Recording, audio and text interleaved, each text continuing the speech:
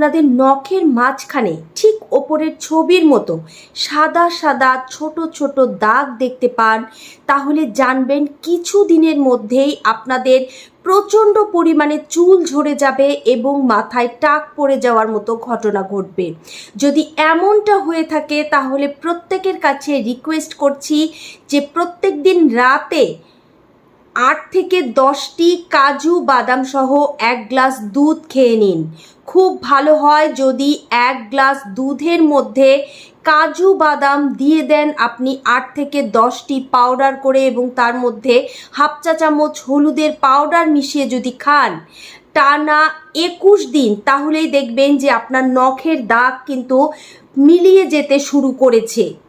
আর যদি এটা 3 মাস কন্টিনিউ করতে পারেন তাহলে আপনাদের এই টাক পড়ে যাওয়ার হাত থেকে বাঁচতে পারেন। এখনই ভিডিওটি নিজে ভালো করে দেখুন, আপনার নখের সঙ্গে মিলিয়ে নিন এবং অন্যদেরকে শেয়ার করে দিন। ধন্যবাদ।